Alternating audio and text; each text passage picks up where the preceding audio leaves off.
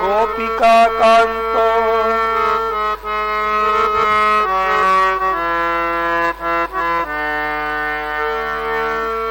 हे कृष्ण करुणा सिंधो दीनबंधो जगतपते गोपेश गोपिका Kanto Radha Kanto नमोस्तुते।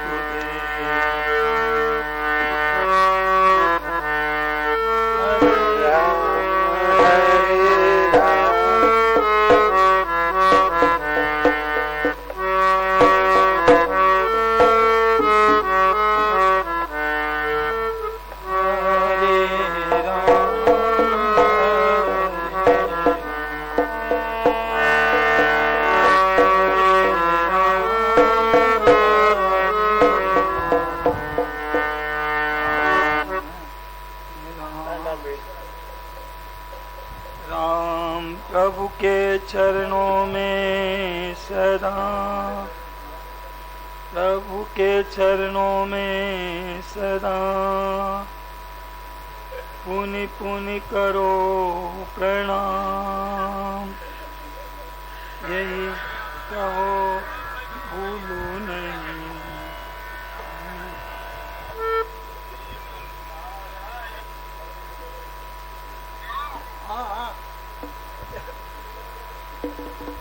तो अच्छा, तो एक काम कर, वहां ना इसको लॉक करके अच्छी तरह से डबल लॉक करके गाड़ी को, स्कूटी को कहीं खड़ी करके ले आ।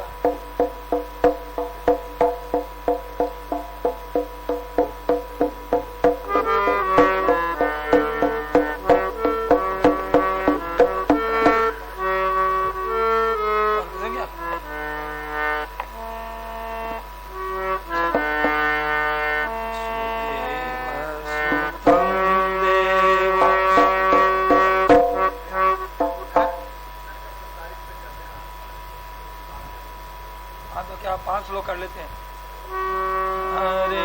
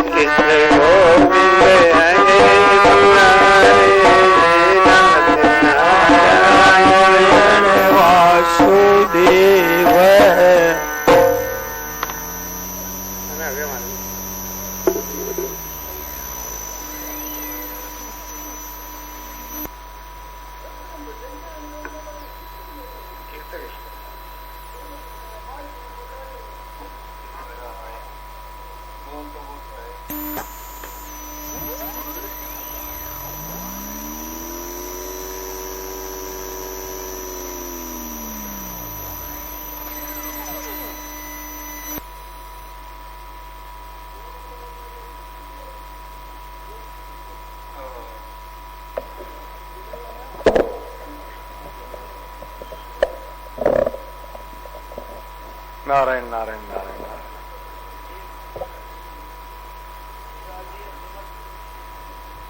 मेरे नाथ, आप अपनी सुधामयी सर्वसमर्थ पतित पावनी अहेतु की कृपा से दुखी प्राणियों के हृदय में त्याग का बल एवं सुखी प्राणियों के हृदय में सेवा का बल प्रदान करें, जिससे वे सुख दुख के बंधन से मुक्त हो आपके पवित्र प्रेम का आस्वादन कर कृतकृत्य हो जाएं। हे नाथ, हे मेरे नाथ, मैं आपको भूलूं नहीं। नारायण नारायण नारायण। मानवता के मूल सिद्धांत। पहला, आत्मनिरीक्षण अर्थात प्राप्त विवेक के प्रकाश में अपने दोषों को देखना। दूसरा, की हुई भूल को पुनः न दोहराने का व्रत लेकर सरल विश्वास पूर्वक प्रार्थना करना। तीसरा, विचार का प्रयोग अपने पर और विश्वास का दूसरों पर, अर्थात न्याय अपने पर और प्रेम तथा क्षमा अन्य पर। चौथा, जितेंद्रियता सेवा भगवत चिंतन और सत्य की खोज द्वारा अपना निर्माण। पांचवा, दूसरों के कर्तव्य को अपना अधिकार, दूसरों की उदारता को अपना गुण और दूसरों की निर्बलता को अपना बल न मानना। छठा, पारिवारिक तथा जातीय संबंध न होते हुए भी पारिवारिक भावना के अनुरूप ही पारस्परिक संबोधन तथा सद्भाव। अर्थात कर्म की भिन्नता होने पर भी स्नेह की एकता। सातवां, निकटवर्ती जन समाज की यथाशक्ति क्रियात्मक रूप से सेवा करना। आठवां, शारीरिक हित की दृष्टि से आहार विहार में संयम तथा दैनिक कार्यों में स्वावलंबन। नौवां, शरीर श्रमी मन संयमी बुद्धि विवेकवती हृदय अनुरागी तथा अहम को अभिमान शून्य करके अपने को सुंदर बनाना।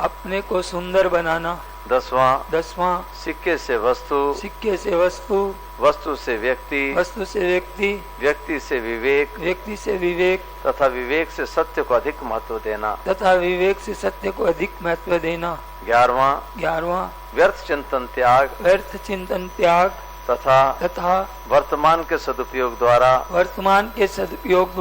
भविष्य को उज्जवल बनाना। नारायण।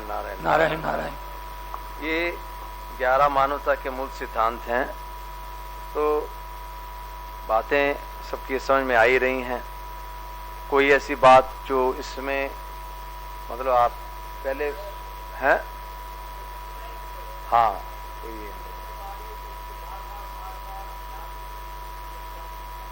हाँ, हाँ, इसका रोज करना चाहिए पाठ।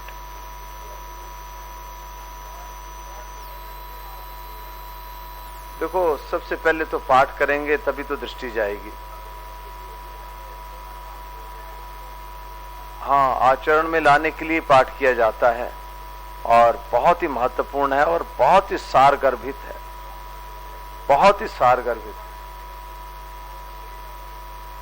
देखो, ये तो बात सही है। हाँ,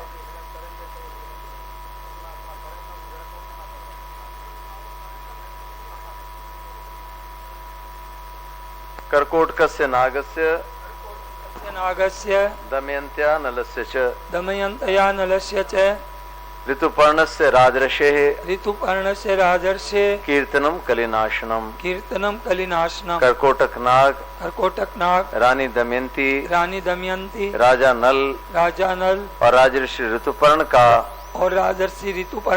कीर्तन करने से मनुष्य कलिकाल के प्रभाव से मुक्त हो जाता है। नारायण। देखो, हमारे सूरदास जी बैठे हैं, ये बहुत अच्छा काम करते हैं। सुबह 5 बजे वाले प्रवचन का भी थोड़ा सा रोज उसके ऊपर थोड़ी सी चर्चा करते हैं, बहुत अच्छी बात है। वास्तव में सुबह 5 बजे का जो प्रवचन रहता है स्वामी जी का, वो तो बिल्कुल मतलब एक तरह से अमृत है। वो परम श्रद्धेय स्वामी जी महाराज जी के पास मैं इतने साल रहा, तो सबसे ज्यादा लाभ जो हुआ मेरे को 5 बजे की प्रार्थना से होता है। बाकी स्वामी जी की जितनी बातें हैं, बातें बहुत गंभीर हैं और उसमें हर वक्त तत्परता से हमें लगे रहना पड़ेगा, तभी हमारा जीवन वैसा बन पाएगा। तो प्रतिक्षण हर वक्त हम सबके भीतर में ये दैवी और आसुरी संपदा का एक संग्राम छिड़ा रहता है। तो कभी हमारे भीतर में दैवी संपदा हावी हो जाती है और कभी आसुरी संपदा। तो ये हर वक्त हमारे भीतर में चलता रहता है। पूरी सृष्टि में ये सब चल रहा है। दैवी और आसुरी संपदा का संग्राम ये अनादिकाल से है, सदा चलता रहता है। बाहर भी है, भीतर भी है। तो हमें अपने जीवन में हर वक्त बहुत सावधानी के साथ, इसमें सत्संग बहुत ज्यादा लाभप्रद है। सत्संग के समय में हम जब बातें सुनते हैं उस वक्त तो हम प्राय करके सारे व्यर्थ चिंतनों से मुक्त रहते हैं। तो सत्संग का इसलिए बहुत ज्यादा विशेष महात्म्य है। और आज सुबह स्वामी जी महाराज जी ने जो बात कही, आदिव संयोग से हमारे राम अवतार जी बैठे हैं, इन्होंने कहा सुबह 5 बजे वाला प्रवचन फिर से लगाएं। अभी मेरे पास तो वो है ही नहीं व्हाट्सएप वगैरह, पर वो मैंने लगाया तो अपने आप वही प्रवचन लग गया। अब इतने हजारों प्रवचनों में ये बड़े आश्चर्य की बात है।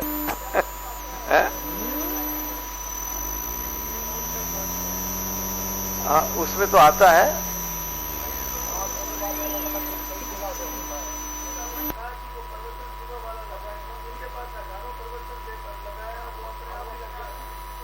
हाँ, वो बड़े मतलब मैंने देखा भी भगवान के संबंध का कोई लगाए तो उसमें उसका टाइटल दिया तो स्वामी जी के कहने से मान लें।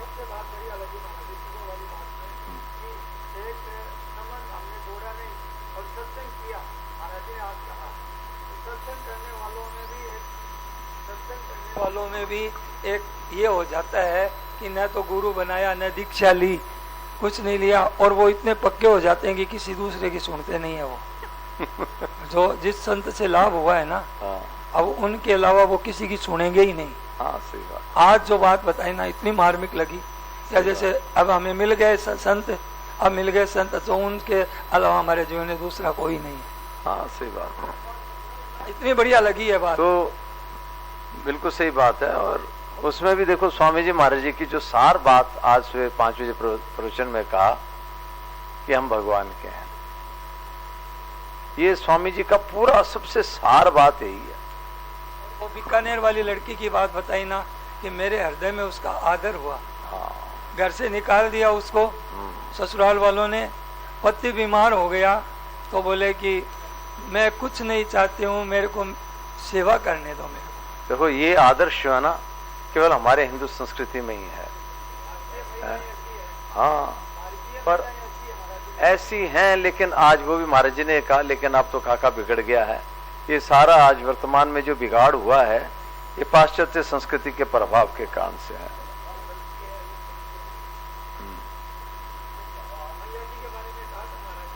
कि मैया जी ने एक बात कही थी, मैया जी थी ना, तो बोले कि अगर मेरे पति कहीं नरक में भी है ना तो मैं वहां जाके उनकी सेवा करना चाहती हूँ। स्वामी जी ने कहा था। हाँ हाँ,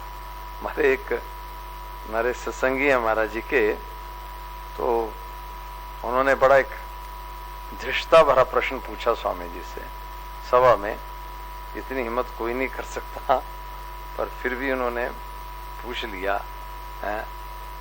प्रश्न तो मेरे को कहने में संकोच होता है, मैं तो नहीं कहूँगा, पर फिर भी स्वामी जी ने कहा कि मैया जी का पातिव्रत्य बड़ा मजबूत था। उन्होंने कहा था बोले मेरे पति कहीं पे भी हों, मेरा मन करता मैं उसी लोक में जाके उनकी सेवा करूं। अच्छा, चलो अब हम आगे बढ़ें। तो देखो भगवान के रहने के 2 स्थान हमने आपको बताए और तीसरे स्थान की चर्चा चल रही थी। तो तीसरा स्थान क्या था? तुलाधार वैश्य का। वो एक मतलब बढ़िया है और दुकानदारी करता है, लेकिन सत्य के प्रभाव से उसको परमात्मा तत्व का अनुभव हो गया है। तो ये बात को देख के उनको बड़ा आश्चर्य हुआ। तो इसी प्रसंग को हम आगे बढ़ाते हैं। अरे अच्छा, ये कैसे आ गया आज? बड़ियों की बात चली तो आगे। नारायण नारायण नारायण। ब्राह्मण ने कहा, मुझे धर्म का उपदेश करो, मैं इसलिए तुम्हारे पास आया हूं।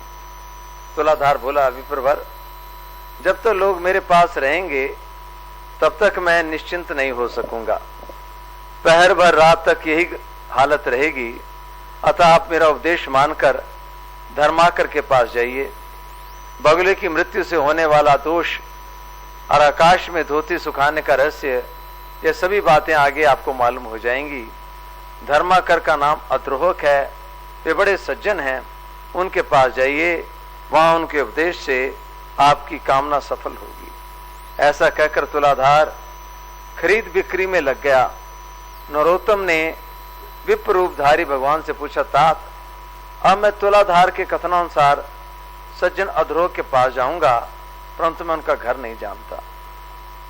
तो यहाँ पे देखो, ये बहुत बढ़िया, मतलब हमारी सनातन संस्कृति का यही आदर्श है कि जहां पे भी हम हैं उसी परिस्थिति का हम ठीक ढंग से सदुपयोग करने से परमात्मा तत्व का अनुभव कर सकते हैं। जो कुछ भी हम काम कर रहे हैं उसको यह ठीक ढंग से किया जाए। गीता की खास विशिष्ट शिक्षा है, स्वे स्वे कर्मण्य अभिरता संसिद्धिम लभते नरा। श्री भगवान बोले, चलो मैं तुम्हें उनके साथ उनके घर ले चलूंगा। तो अनंतर मार्ग में जाते हुए भगवान से ब्राह्मण ने पूछा, तात, तुलाधार ना तो देवताओं और ऋषियों का और न पितरों का ही तर्पण करता है, फिर देशांतर में संघटित हुए मेरे वृतांत को कैसे जानता है? इससे मुझे बड़ा आश्चर्य हो रहा है, आप इस सब का कारण बतलाइए। श्री भगवान बोले, ब्राह्मण, उसने सत्य और समता से तीनों लोगों को जीत लिया है। इसी से उसके ऊपर पितर, देवता तथा मुनि संतुष्ट रहते हैं। धर्मात्मा तुलाधार उपयुक्त गुणों के कारण ही भवित, भूत और भविष्य की सब बातें जानता है। सत्य से बढ़कर कोई धर्म और झूठ से बढ़कर कोई दूसरा पाप नहीं है। जो पुरुष पाप से रहित और संभाव में स्थित है, जिसका चित्त शत्रु मित्र उदासीन के प्रति समान है, उसके सब पापों का नाश हो जाता है। देखो, ये सब चीजें हमारे जीवन में कैसे घटित हो सकती हैं? ऐसी समता हमारे जीवन में कैसे आ सकती है? इसका एक बहुत बढ़िया तरीका है और उससे निश्चित रूप से हमें सफलता मिलेगी। पता क्या, जहां पे भी आपके मन में किसी के प्रति कोई खटपट है, मानसिक रूप ही बार बार उनके चरणों में प्रणाम करते रहो, माथा टेक के प्रणाम करते रहो। इतना बढ़िया उपाय है। ये तो बड़ी शूरवीरता है।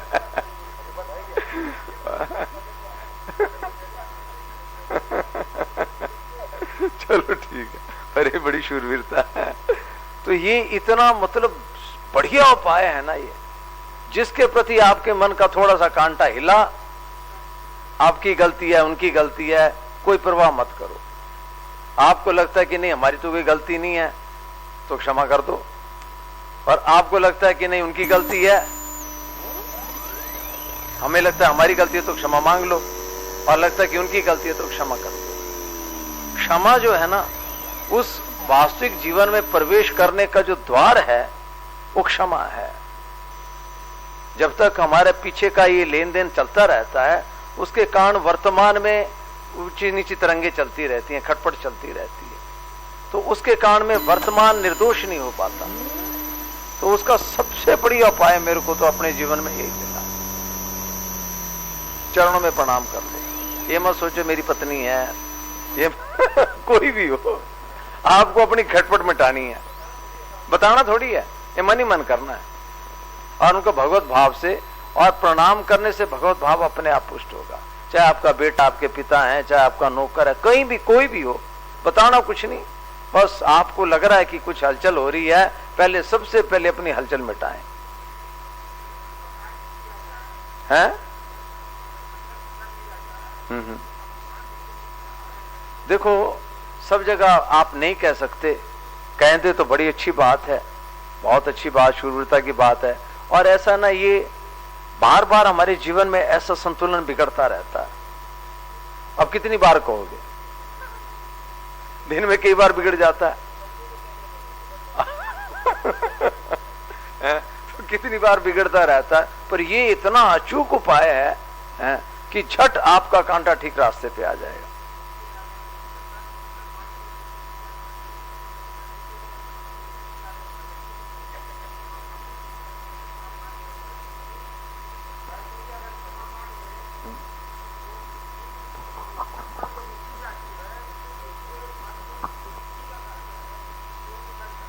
हाँ, देखो, ये तो बड़ी शूरवीरता की बात है। अब अपनी पत्नी के चरण पकड़ तो बहुत हिम्मत की बात है। तभी तो हम तो मानसिक ही कहते हैं।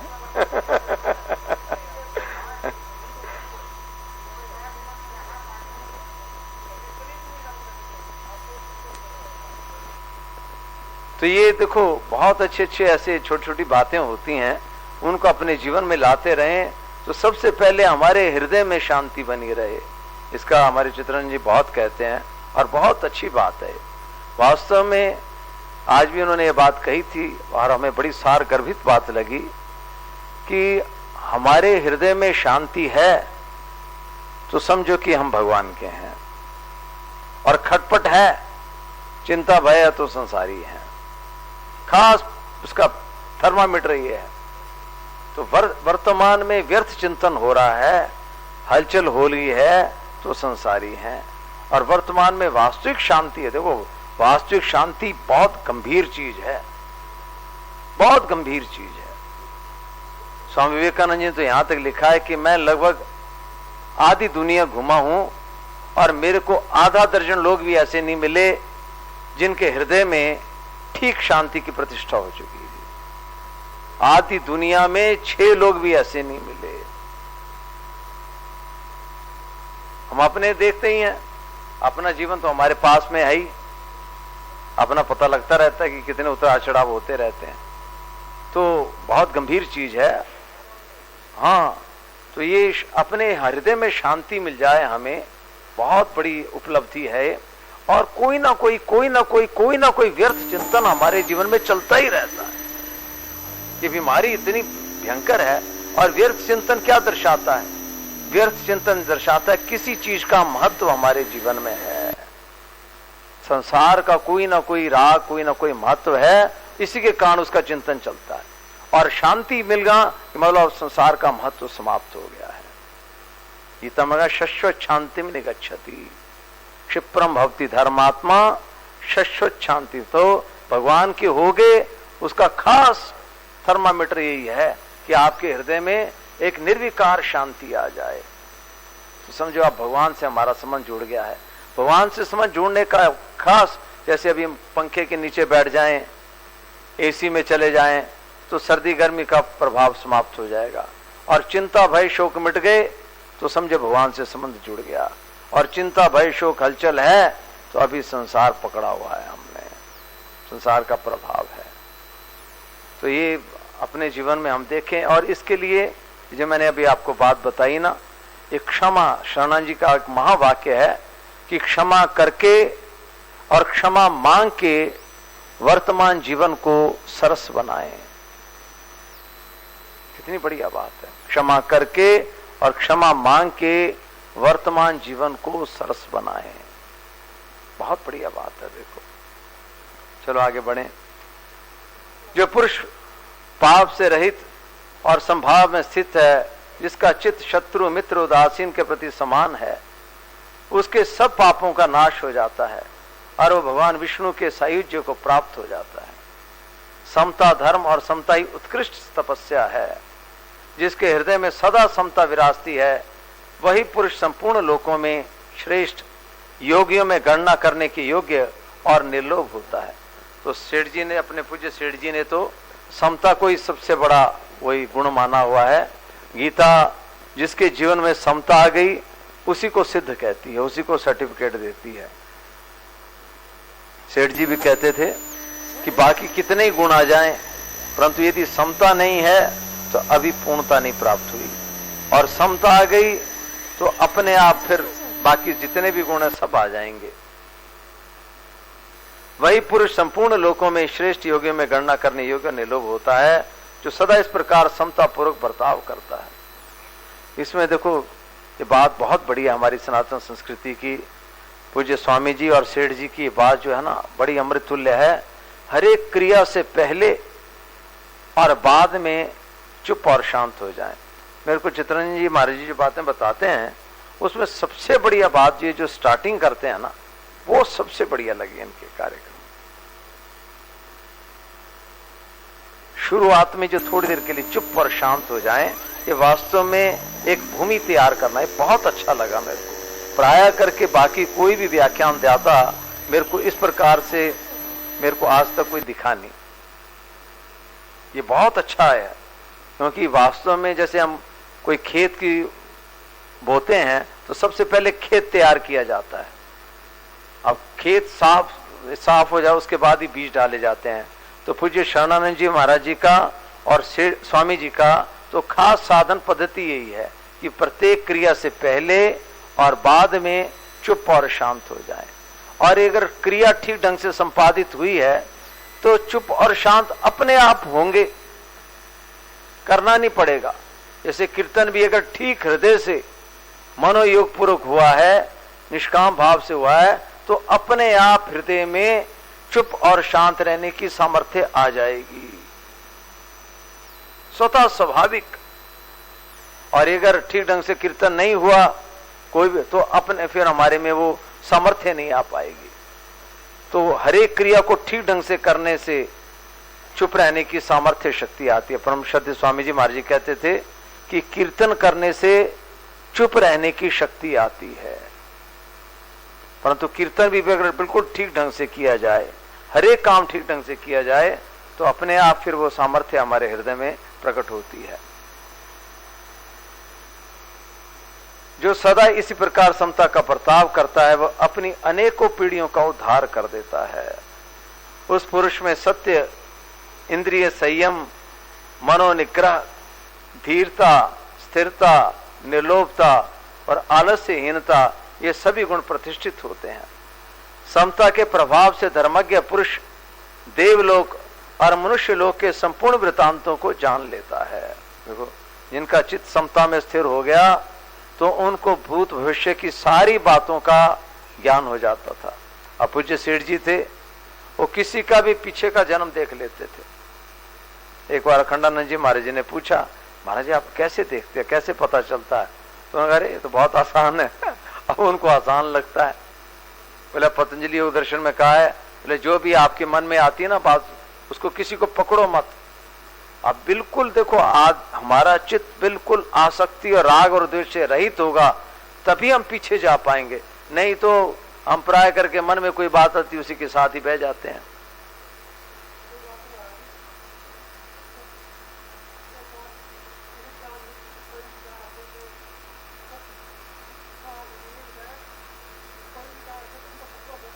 पकड़ो मत,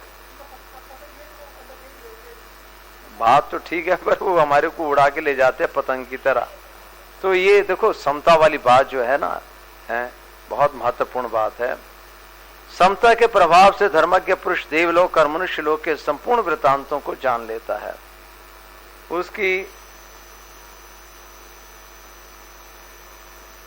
उसकी देह के भीतर भगवान श्री विष्णु विराजमान रहते हैं। सत्य और सरलता आदि गुणों में उसकी समानता करने वाला इस संसार में दूसरा कोई नहीं होता। वह साक्षात धर्म का स्वरूप होता है और वही इस जगत को धारण करता है। तो बहुत कम लोग हैं अभी इस पृथ्वी पे जिनके जीवन में इस प्रकार की समता और त्याग आदि की बातें होंगी। ब्राह्मण ने कहा, विप्रवर आपकी कृपा से मुझे तुलाधार के सर्वज्ञ होने का कारण ज्ञात हो गया। अब अद्रोह का जो वृतांत हो वो मुझे बतलाइए। श्री भगवान ने कहा, विप्रवर पूर्व काल की बात है, एक राजपुत्र की कुलवती स्त्री बड़ी सुंदरी और नई अवस्था की थी। वो कामदेव की पत्नी रति और इंद्र की पत्नी शची के समान मन को हरने वाली थी। राजकुमार उसे अपने प्राणों के समान प्यार करते थे। उस सुंदरी तरुणी का नाम भी सुंदरी ही था। एक दिन राजकुमार को राजकार्य के लिए अचानक बाहर जाने के लिए उद्यत होना पड़ा। उन्होंने मन ही मन सोचा, मैं प्राणों से भी बढ़कर प्यारी अपनी इस भार्या को किस स्थान पर रखूं जिससे इसके सतीत्व की रक्षा निश्चित रूप से हो सके। देखो कितनी बढ़िया बात है, कितना विचार है कि मतलब धर्म पत्नी को कहाँ, तो आजकल ऐसे विदेशों में चले जाते हैं। इस बात पर खूब विचार करके राजकुमार सहसा अद्रोह के घर पर आए और उनसे अपनी पत्नी की रक्षा का प्रस्ताव करने लगे। उनकी बात सुनकर अद्रोह को बड़ा आश्चर्य हुआ। वे बोले, तात, न तो मैं आपका पिता हूं, न भाई हूं, न बांधव हूं, न आपकी पत्नी के पिता माता के कुल का ही हूं, तथा सुहृदों से भी कोई नहीं हूं। फिर मेरे घर में इसको रखने से आप किस प्रकार निश्चिंत हो सकेंगे। अब इतना मतलब युवा अवस्था, इतनी सुंदर पत्नी को किसी के घर पे, और वो भी अनजान व्यक्ति के घर पे। राजकुमार बोले, महात्मन, इस संसार में आपके समान धर्मज्ञ और जितेंद्रिय पुरुष दूसरा कोई नहीं है। यह सुनकर अद्रोह ने उस विज्ञ राजकुमार से कहा, भैया मुझे दोष मत देना। इस त्रिभुवन मोहिनी तरुणी की रक्षा करने में कौन पुरुष समर्थ हो सकता है। राजपुत्र ने कहा, मैं सब बातों का भली भांति विचार करके ही आपके पास आया हूं। यह आपके घर में रहे, अब मैं जाता हूं। राजकुमार के यूं कहने पर वे फिर बोले, भैया इस शोभा संपन्न नगर में बहुत से कामी पुरुष भरे पड़े हैं। यहाँ किसी स्त्री की सतीत्व की रक्षा कैसे हो सकती है। राजकुमार पुनः बोले, जैसे भी हो रक्षा कीजिए, मैं तो अब जाता हूं। गृहस्थ अद्रोह ने धर्म संकट में पड़कर कहा, तात, मैं उचित और हितकारी समझकर उसके साथ सदा अनुचित बर्ताव करूंगा, और इसी अवस्था में ऐसी स्त्री सदा मेरे घर में सुरक्षित रह सकती है। हाँ, देखो महाराज, स्वामी जी महाराज जी ने भी ऐसा किया। हाँ,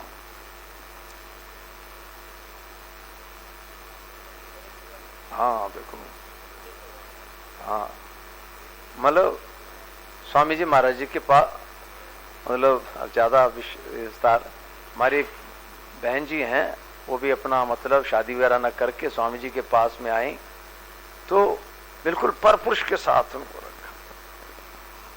तो मैं तो समझता था पहले पति पत्नी है, पहले तो मेरी ऐसी मान्यता थी। बाद में पता लगा नहीं, इनके तो चाचा हैं। अरे चाचा भी नहीं है। तो बाद में मेरे देखो बड़ा आश्चर्य की बात है। तो महापुरुष जो है ना, वो महाराज किस चीज को कैसे सुरक्षित रखना है वही जानते हैं। मतलब महापुरुषों की बातें भी महापुरुष समझ सकते हैं। फिर भी यदि आप इसे अपनी वल्भा समझें तब तो ये रह सकती हैं, नहीं तो यहां से चली जाए।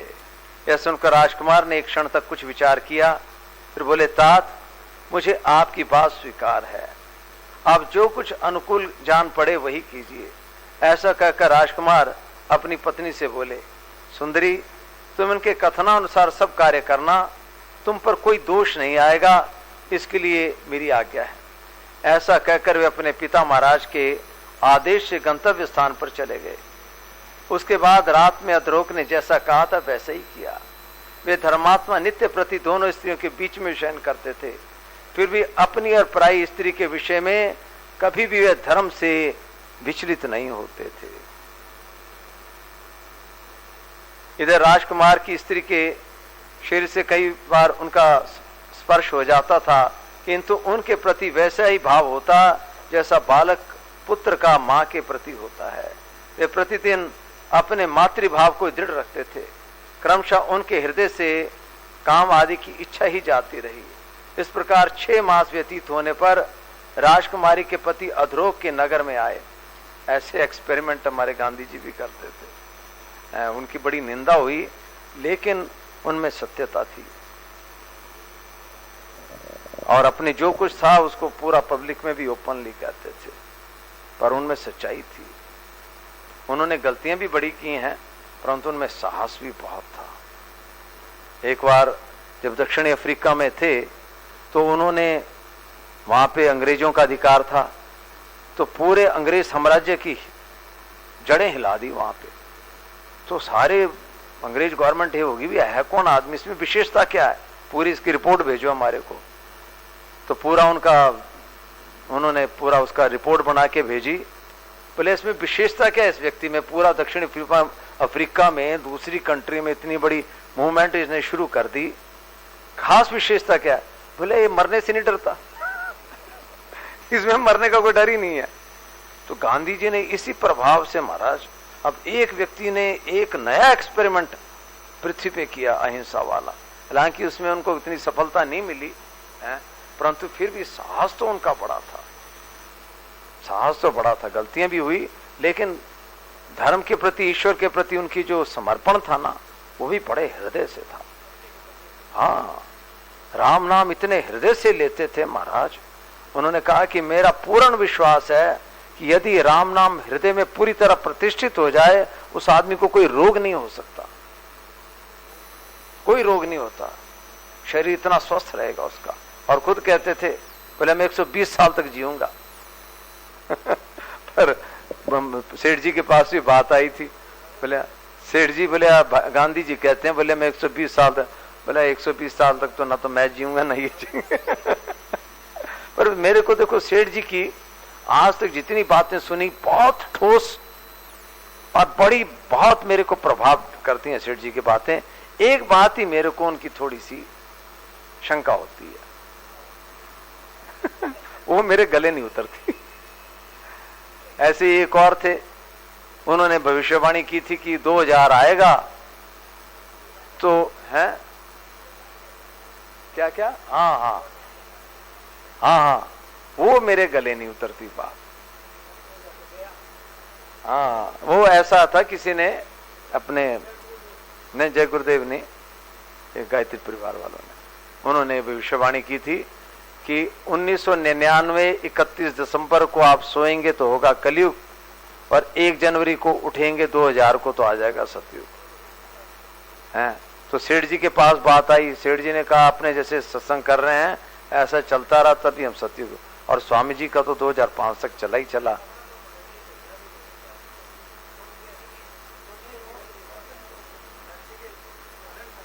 अब कैसे भी है, पर ये बात मेरे अभी पूरी बैठती नहीं है। अभी सेठ जी ने बात कही तो ये नहीं बैठती। सेठ जी ने कहा सतयुग मान लेंगे हम तो, और 2005 तक स्वामी जी का सत्संग चला ही था।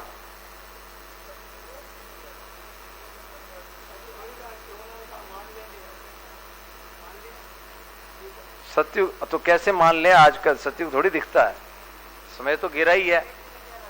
बड़ा भयंकर समय आएगा का, पर बोले ऐसे हम सत्संग करते रहे, ऐसे सत्संग ही चलता रहा, तब हम तो तब भी सतयुग मान लेंगे।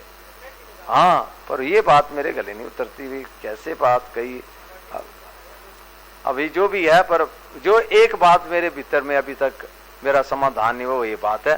बाकी सब सेठ जी की बातें बहुत हैं। तो अब देखो, अब समय भी हो रहा है नहीं, अब से श्रोताश जी बोलेंगे।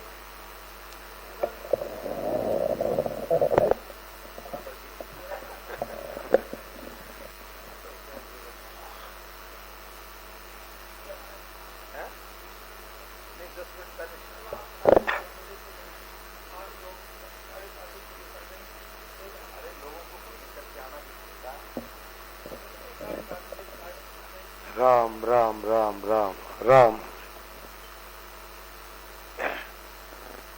वसुदेव सुतं देवं कंस चाणूरमर्दनं देवकी परमानंदं कृष्णं वंदे जगद्गुरुं, कृष्णं वंदे जगद्गुरुं। राम राम राम राम राम राम राम राम राम। हम सभी इस पवित्र प्रांगण में, हाँ आवाज थोड़ी बढ़ाओ, गंगा माता जी के सानिध्य में बैठ करके संकीर्तन सत्संग का लाभ ले रहे हैं। परसों वाले दिन सुबह स्वामी जी के सत्संग में एक बात आई थी और वो मेरा भी पहली बार उधर ध्यान गया। महाराज जी ने अपने स्वभाव की एक बात बताई थी, उस पे चर्चा चिंतन हमने तो इतने सालों में सुना नहीं कि उस पे किसी ने कोई चर्चा की हो, और उस दिन भी वो बात निकल गई पर उसमें चर्चा नहीं हुई। कौन सी बात थी, आप सुनना चाहें तो सुन सकते हैं। परसों सुबह स्वामी जी कहे कि मेरी एक आदत है, स्वभाव है, मेरी एक आदत है, मैंने अपना एक सिद्धांत बनाया है कि दूसरे की बात मैं अपनी हट और पकड़ छोड़ करके सुनता हूं और अपनी पकड़ छोड़े बिना दूसरे के मत का पता नहीं लगता। ये बात कही थी। महाराज जी बोले कि बोले ये हरेक के बस की बात नहीं है कि बोले वो अपने या अपना आग्रह छोड़ करके और फिर दूसरे का मत सुन भी नहीं पाते हम। और जब तक हम अपना आग्रह और अपना मत नहीं छोड़ते तब तक दूसरे की जब सुनेंगे नहीं तो वो समझ में भी कैसे आएगी उसका क्या भाव है। तो महाराज बोले मैं विपरीत से विपरीत भी बात अपनी बात को छोड़ करके सुनता हूं, फिर उस पर विचार करता हूं। नहीं तो होता क्या है, ध्यान देवे, होता ये है हमारे अंदर एक जैसे जो चीज हमें जची है, जो रास्ता हमें दिख रहा है, जो साधन हमको अच्छा लग रहा है, उसी साधन पे हम चलते हैं और उसी साधन में सबको खींचना चाहते हैं कि जो हम कर रहे हैं यही सब करें तभी कल्याण होगा। है ऐसे ज्यादातर ऐसा होता है। तो होता क्या है, जैसे गंगा जी का जल का वेग चल रहा है, ऐसे ही हमारे चित्त में एक अपने अंदर जो जची है, हमारा जिधर प्रवाह चल रहा है, हमारी जैसी गति मति है उसके अनुसार, और उसके अनुसार सब चले तो वो तभी बोले सुधार होगा, कल्याण होगा, लाभ होगा। पर महापुरुषों का कहना है, जो आग्रह नहीं रखते उनका ये कहना है कि उसी बात को मानने से सबका कल्याण होगा, इधर ऐसे नहीं खींचना चाहिए। अगर ऐसे खींचते तो श्री सेठ जी तीनों योगों की टोलियां बनाने के क्यों कहते बताओ। वो चाहते थे कि कर्म योग की, ज्ञान योग की, भक्ति योग की, साधकों की जिसकी जैसी रुचि हो वैसी बोले टोली बन जावे, तो उसके अनुसार साधन करें। तो ये अपनी पकड़ छोड़े बिना दूसरे की बात समझ में नहीं आती। जैसे हमारे अंदर पकड़ है ऐसे दूसरे के पकड़ है। ऐसे ही जब कोई महापुरुष बोलते हैं, वो सुनाते हैं, अथवा हम किसी ग्रंथ को पढ़ते हैं तो अपना आग्रह छोड़ करके न्यूट्रल होकर के पढ़ना चाहिए अथवा महापुरुषों की वाणी सुनना चाहिए। जैसे अर्जुन ने भी एक पकड़ पकड़ी, अर्जुन जी की एक पकड़ ये थी, अगर युद्ध हुआ तो ऐसा हो जाएगा, वैसा हो जाएगा, बड़ संकटता हो जाएगी। स्वामी जी ने साधक संजीवनी में संकेत किया, बोले अर्जुन की उस पकड़ को छुड़ाने में भगवान को जोड़ पड़ा। वो धीरे, और जैसे जैसे भगवान के वचनों का असर हुआ वैसे वैसे पकड़ उनकी छूटी। वो नहीं तो उनकी एक अपनी पकड़ है, और वास्तव में वो जो अर्जुन की जो पकड़ है, जो उन्होंने अपना मत रखा, साधारण दृष्टि से देखा जाए तो ऐसा लगता है कि अर्जुन ठीक कह रहे हैं, वो युद्ध को टालने वाली बात कह रहे हैं, और ऐसा लगता है ठीक कह रहे हैं। पर महापुरुषों ने कहा कि बोले ठीक नहीं, मोह के कारण कह रहे हैं। पर वो मत उनका धीरे धीरे जब भगवान के वचनों का असर हुआ तो छूट गया। तो ये है कि ऐसे न्यूट्रल विचार वाले महापुरुष बहुत कम होते हैं। जो साधक जिस रुचि वाला है, जिस मार्ग पर चलने वाला है, उसकी उसी में गति बढ़ा देवे।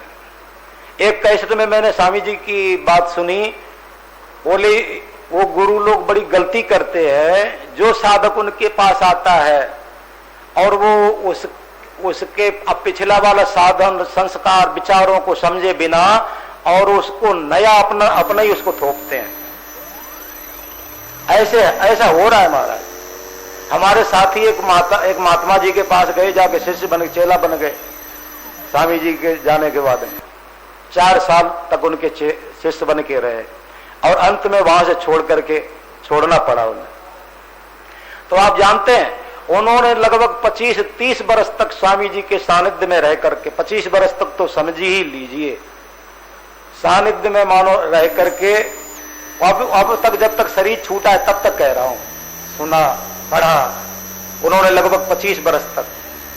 पर जब उन दूसरी जगह जाकर के वो शिष्य बने तो उन्होंने क्या किया, मान लीजिए जो महामंत्र का वो जप करते थे उसको उन्होंने पैकिंग करके बंद रखवा दिया। हरे राम राम राम हरे हरे, हरे कृष्ण कृष्ण कृष्ण हरे हरे, ये बंद करवा दिया और नया शुरू करवाया। अब ये विचार करो कि बोले जो 25 वर्ष के संस्कार हैं जिस साधन के, उसको आपने बंद करवा दिया और 5 दिन में 10 दिन में या 1-2 साल में आप इतना प्रभाव उनके अंदर डाल देंगे जो आपकी बात का असर पड़ जावे, फिर वो 25 वर्ष का संस्कार कहां जाएगा। महाराज जी का संकेत ये है कि जो साधक जहां आलस्य है, प्रमाद है, ऐसी कुछ ढिलाई कर रहा है, वो जिस मार्ग पर जिस साधन को कर रहा हो, बोले उसी में उसकी थोड़ी गति बढ़ा देना चाहिए, साधन नहीं बदलवाना चाहिए। पूज्य श्री शरणानंद जी अपने गुरु जी के पास बैठे थे, जब उनकी आंखें चली गई और मन में आई पढ़ाई कैसे करें, ये भी मन में आई। तो गुरु बोले पाठशाला यही एकांत और पाठ है, मौन ठहरी हुई बुद्धि में बोले वेदों का श्रुतियों का ज्ञान अपने आप प्रकट हो जाता है। अच्छा एक बात और बतावे, ध्यान देना, उसका भी उल्टा अर्थ कोई मत लगाना।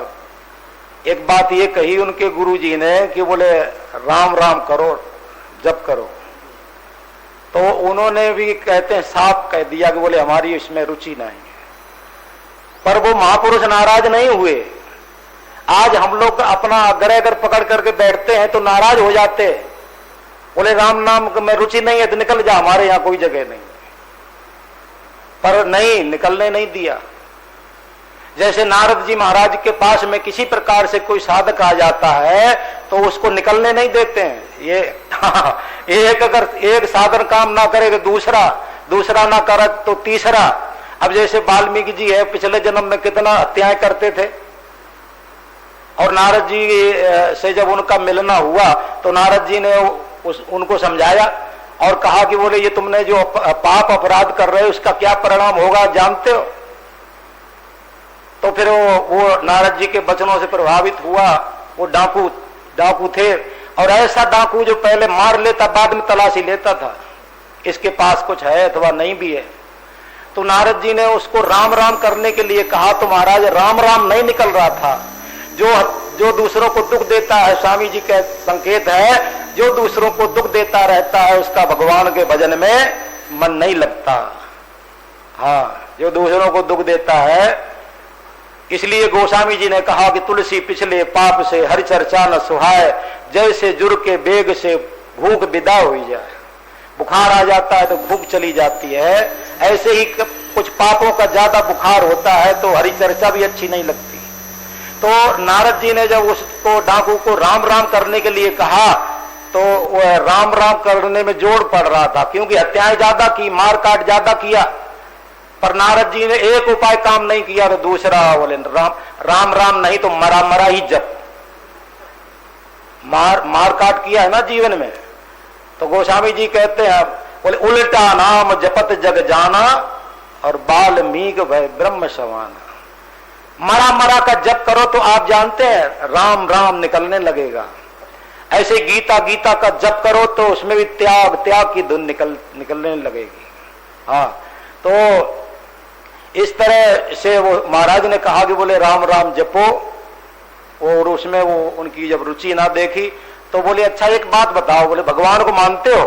बोले हाँ। तो बोले यार उनके भगवान की शरण में चले जाओ। तो देखिए वो साधन नहीं उनके जैसा, तो ये पकड़ा दिया और भगवान के शरण हो गए, इसलिए नाम पड़ा शरणानंद जी, भगवान के शरण। तो शरण में चले जाओ। एक बार पूज्य श्री सेठ जी ने स्वामी श्री शरणानंद जी महाराज से कहा कि मेरा और आपका जो मत है 14 आना मिलता है, 2 आना नहीं मिलता। 14 आना, 16 आना का रुपया होता है ना, तो 14 आना मेरा और आपका मत मिलता है, 2 आना नहीं मिलता। तो महाराज जी ने कहा कि बोले 2 आना कौन क्या नहीं मिलता? बोले आप जो है ध्यान की बात नहीं कहते और नाम जप की बात नहीं कहते, ऐसे कहा। बोले यही 2 आना रह जाता है मत मिलने में। तो महाराज जी ने कहा, सेठ जी को पिताजी कहते ही थे, महाराज ने कहा कि देखो मैं ध्यान का विरोध नहीं करता, नाम जप का विरोध नहीं करता, मैं तो अपनेपन की बात करता हूं और भगवान से अपनेपन की। जैसे आज सुबह महाराज जी ने सत्संग में बात कही थी ना, बोले विवाह होता है, लड़की पति को अपना मान लेती है, उस अपना मानने के कारण आप जानते क्या होता है? बोले उसकी जो मायके में ममता है, ये मायके वाली ममता और ससुराल में चली जाती है, तो धीरे धीरे यहाँ की आसक्ति होकर के ससुराल में, यहाँ से उठ करके ससुराल में हो जाती है। और स्वामी जी कभी कभी हंसते थे, जब वो पहले जाके बहू बनती है और फिर उसके भी बच्चे हो जाते हैं, उसकी भी पुत्र बहू उन्नत बहू आती है, और वो अगर कुछ काम बिगड़ जाता है उसके कारण, तो वो दादी परदादी बनी हुई या क्या कहते पराई जाई, घर खोयो पराई जाई। इसने बहू ने मेरा घर बिगाड़ दिया, ये पराई जाई, और खुद भूल जाती है मैं भी पराई जाई, वो अपने को वहां की मालकिन समझने लगती है। तो ये सब क्या हुआ? संबंध का ही तो है परिणाम, संबंध जोड़ा। आप जानते एक लड़के से, एक पति से संबंध जोड़ने के कारण पति के माता पिता अपने सास ससुर दिखने लगते हैं, और पति के जो भी संबंधी हैं अपने दिखने लगते हैं, पति का घर अपना दिखने लगता है, पति की जमीन रुपया अपने दिखने लगते हैं। और यदि ये संबंध ना जोड़ा होता तो ये पति के जो भी है ये सब अपने दिखते क्या? ऐसे ही महाराज जी बोले मैं तो संबंध की बात कहता हूं, भगवान से अपनेपन की बात कहता हूं। और फिर उन्होंने कहा इसमें कोई नाम का विरोध मत समझ लेना भाई, ये दो मेरी बातें नहीं कह रहा हूं, महापुरुषों की दोनों पक्ष की बातें होती हैं, इसलिए दोनों पहलुओं की तरफ हमें ध्यान देना चाहिए। क्योंकि एक रुचि वाले सब साधक नहीं होते, अनेक रुचि वाले होते हैं। आपको बतावे स्वामी जी की एक पुस्तक है सत्य की खोज, सत्य की खोज पुस्तक है। तो वो बौद्ध धर्म को मानने वाले बोले ये पुस्तक हमें अच्छी लगी, अब बताओ इसमें मैंने क्या तुम्हें अच्छा लगा? बोले इसमें सबसे ज्यादा अच्छी बात ये लगी, बोले महाराज ने ये कहा जो किसी को नहीं मानता उसका भी कल्याण हो जाता है। और बौद्ध का सिद्धांत यही है, किसी को ना मानना उनका सिद्धांत ही है। सबका निषेध करते करते लास्ट में कहते शून्य है। स्वामी जी कहते शून्य को जानने वाला शून्य नहीं है। तो उनको क्या अच्छी लगी? स्वामी जी ने कहा जो किसी को नहीं मानता, इसका मतलब क्या हुआ? बोले जो ना संसार को मानता है और ना परमात्मा को मानता है, तो फिर वो कहां रहेगा? जब कहते हैं सब चीज जो किसी को ही नहीं मानता तो किसी का प्रभाव उसके ऊपर नहीं पड़ेगा, और वो सत्य में जो है सत्य में रह जाएगा, जहां है वहीं पहुंच जाएगा।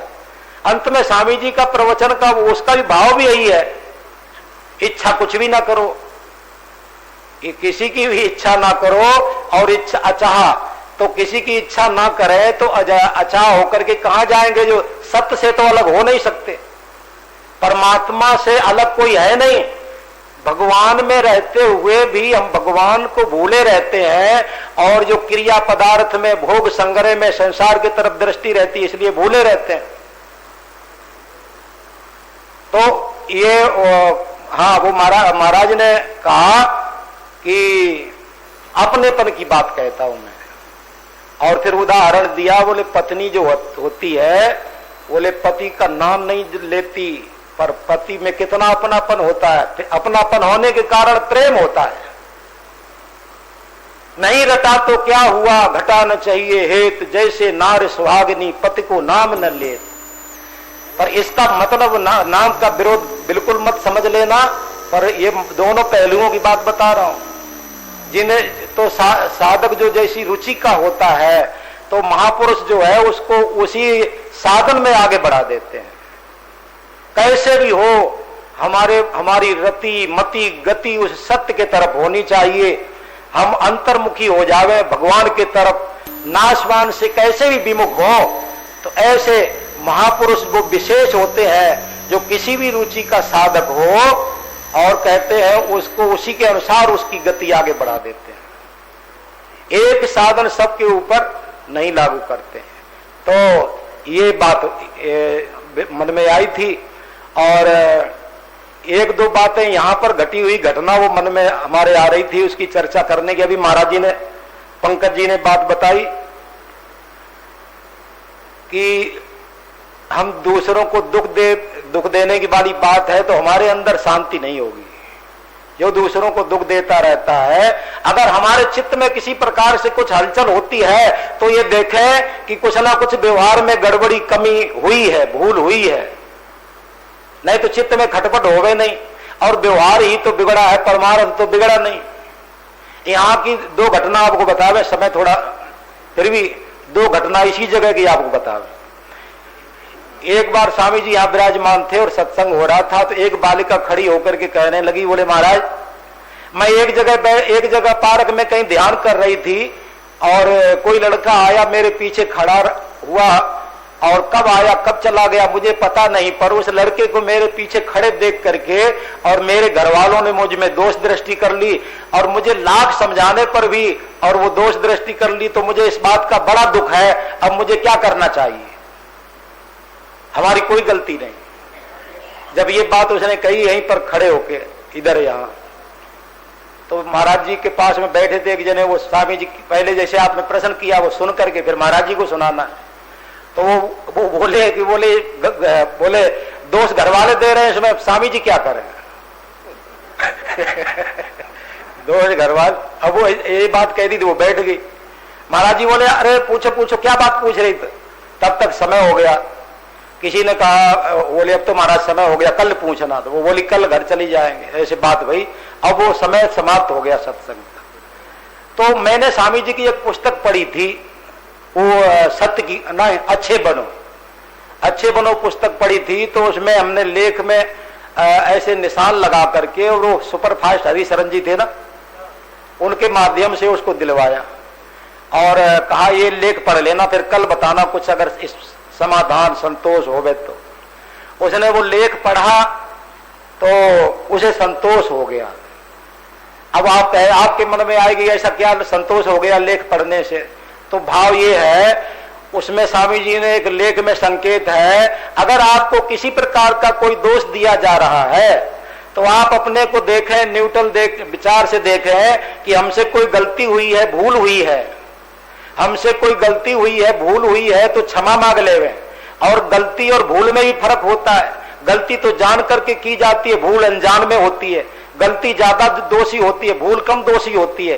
तो ये देखें, अगर हमें कोई दोष दिया जा रहा है तो हमारी कोई गलती हुई है, भूल हुई है तो क्षमा मांग लेवे, और गलती भूल नहीं हुई है तो अपनी निर्दोषता पर दृढ़ रहे। ये बात कही तो इससे उसको संतोष हुआ। पर मैं ये बताऊं कि बोले गलती उसकी है, वो कह रही मेरी कोई गलती नहीं है। हमारे सनातन धर्म में माताओं बहनों के लिए संकेत किया गया, जब तक उनका विवाह नहीं हुआ है तब तक कहते हैं बाप पिताजी की देख रेख में रहे। कहीं हम जाते हैं, तीर्थों में भी जाते हैं तो या तो पिताजी के साथ या भाई के साथ या पति के साथ, घर का कोई न कोई सदस्य के साथ बोले ऐसे जाना चाहिए। ऐसे अब जो पार्क में अकेले जाकर ध्यान करने गई है तो गलती है कि नहीं है?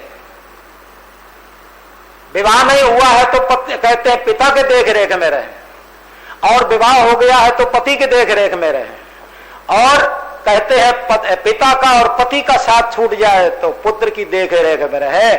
स्वतंत्र होने से उनकी इज्जत नहीं है। गोस्वामी जी ने लिखा, बोले जिम स्वतंत्र हो बिगड़े नारी। हाँ, तो इस तरह से ये घटना आपको बताई वो समाधान उसका लेख पढ़ने से हो गया। और दूसरी एक छोटी सी और घटना बता रहे, बीकानेर की जो राजमाता श्री गंगा सिंह जी राजा जी है ना, राजा थे, उनके घराने की वो राजमाता आती थी यहाँ गर्मियों में सत्संग में, सुशीला जी उनका, अब पता नहीं शरीर है कि नहीं है, चली गई। एक बार वो आई थी और ऐसे ही यहाँ पर उनकी कुर्सी डाली गई, 3 कुर्सी पड़ी थी, उस पर बैठी वो, और ऐसे ही सब बैठे थे सत्संग में। स्वामी जी आकर के अपनी कुर्सी पे आसन पे बैठ गए और हमारे एक महात्मा जी थे, उनको अब शरीर तो नहीं है, पर उन्होंने माइक लेकर के क्या कहा, बोले इन माताओं को स्वामी जी के सामने यहाँ कुर्सी पे नहीं बैठना चाहिए, ऐसे कहा। ये बात स्वामी जी ने भी सुन ली, और जब उन्होंने बोल करके जब बंद हुए तो स्वामी जी ने कहा, शायद केशव राम जी बैठे थे पास में, उनको कहा कि देखो हमारे व्यवस्थापकों ने बैठाला है उन्हें कुर्सी पे, और फिर हमारे ये महात्मा जी ने ऐसे भरी सभा में अपमान कर दिया कि इनको कुर्सी पे नहीं बैठना चाहिए। स्वामी जी बोले सभा में अपमान किया है तो सभा में ही क्षमा मांगनी चाहिए। हाँ, हम लोग व्यवहार में ऐसी गड़बड़ियां करते हैं ना, और फिर उनके तरफ ध्यान नहीं देते हैं, राग द्वेष ऐसे व्यवहार में ही कर लेते हैं, और फिर इधर ध्यान नहीं देते, फिर साधन करते रहेंगे, ये करेंगे, जब करेंगे, तब करेंगे, गंगा स्नान करेंगे, पर इस तरह से राग द्वेष व्यवहार में कर लेते, उधर ध्यान नहीं देते। तो महाराज ने कहा भरी सभा में राजमाता का अपमान कर दिया है तो क्षमा मांगनी चाहिए, क्योंकि वो अपनी मर्जी से, अपनी इच्छा से नहीं बैठी है, हमारे व्यवस्थापकों ने उनको बैठाला है।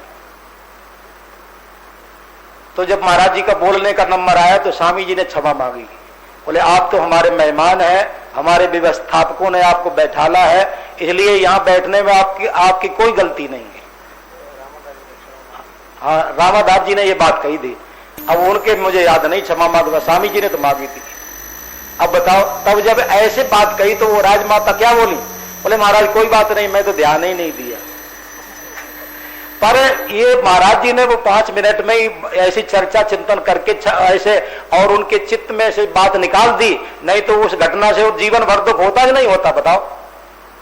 वो यही समझती कि वो लोग ये समझेंगे यहाँ जितने सत्संग में बैठे हैं वो सब ये समझेंगे कि ये अपनी इच्छा से यहाँ बैठी है कुर्सी डाल, ऐसे सोच करके उन्हें दुख होता। तो ये जो है व्यवहार में ऐसी हम गड़बड़ियां करते हैं, तो बोले वो व्यवहार को सुधारे तो परमार्थ थोड़ा ही बिगड़ा है, वो तो सुधरा ही हुआ है। तो ये चर्चा चिंतन किया गया। नारायण नारायण नारायण।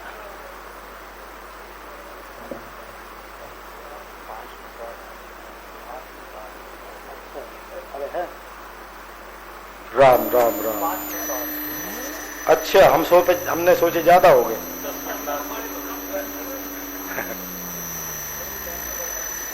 हाँ, तो ये जो है ये दोनों घटनाएं शायद ये पंकज जी और कैलाश जी भी आप लोगों को ही कई सामने ऐसे रहे होंगे, तो दोनों घटनाएं जो है ऐसी घटी है। तो क्षमा मांग लेना और क्षमा कर देना। क्षमा अगर हम अपराध करते हैं और क्षमा नहीं मांगते तो बोले हम साधन करेंगे और फिर साधन में मन नहीं लगेगा। महाराज जी की एक पुस्तक है ना सहज साधना, उसमें लिखा है, क्या लिखा है, बोले 2 लोगों का कई जल्दी मुक्ति नहीं होती। टिप्पणी में ये बात लिखी है, एक अपराधी की और एक ऋणी की। एक अपराधी माने किसी का अपराध किया और क्षमा नहीं मांगे तो बोले हमने अपने कल्याण में बहुत बड़ी बाधा लगा ली। और एक ऋणी की, ऋण लिया किसी से और फिर बेईमानी कर ली, बोले हमारा क्या कर लेगा। अरे कर क्या लेगा, पशु बन के भी भरना पड़ेगा, तब तक कल्याण नहीं होगा। और ऐसे ही किसी का अपराध किया है तो उसी से क्षमा मांगे। एक तो हम लोग ये गलती करते हैं, गलतियां कहीं करते हैं और क्षमा किसी से मांगते हैं।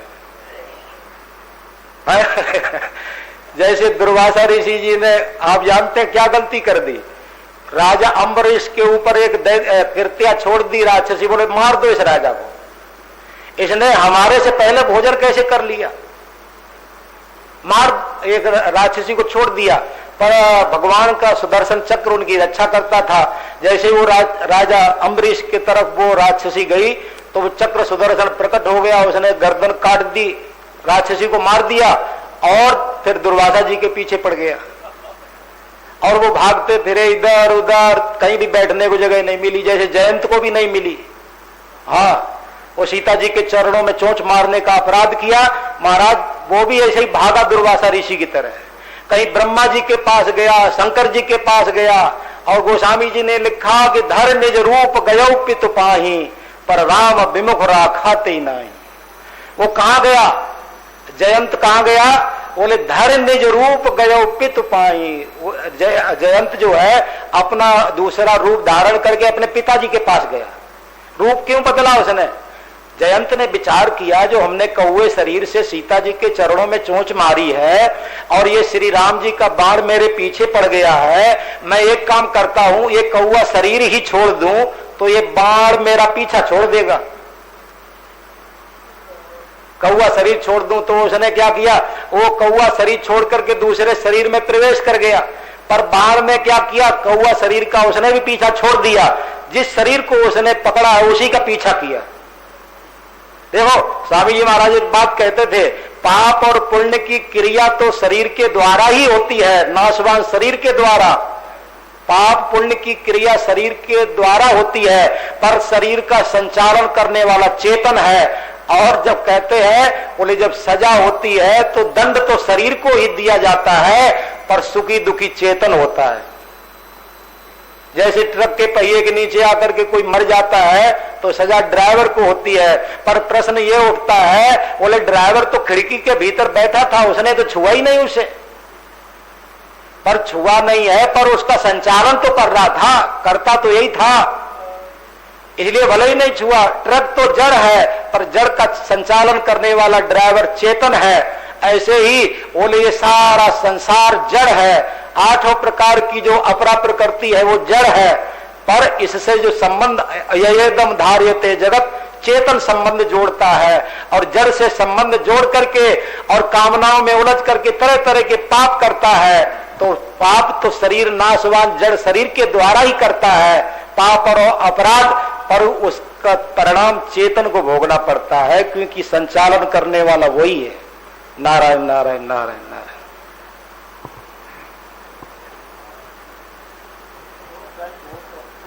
चलो चलो कोई बात नहीं, अब छोड़ दे। कल 3 छोड़ दिए थे, आज 2 छोड़ दिए।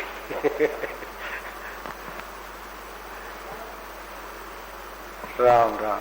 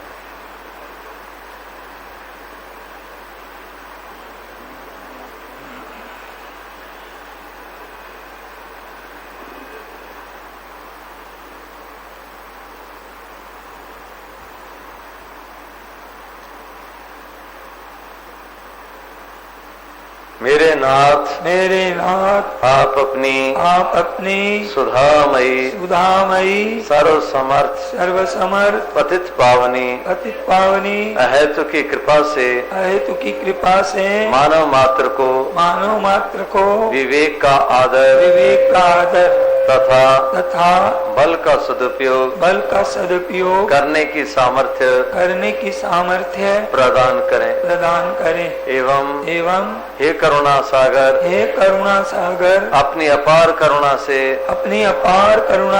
शीघ्र ही राग द्वेष का नाश करें।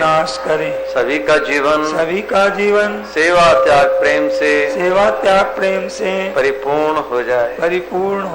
हे नाथ हे मेरे नाथ मैं आपको भूलूं नहीं। श्यावर रामचंद्र भगवान की जय। और मुकुटवंशी वाले की जय। उमापति महादेव की जय। वंश हनुमान जी महाराज की जय। अनंत कोटि सब संत महात्माओं की जय। गीता गंगा गौ माता की जय। आज के आनंद की जय। ओम नमः पार्वती पदे हर हर महादेव। राम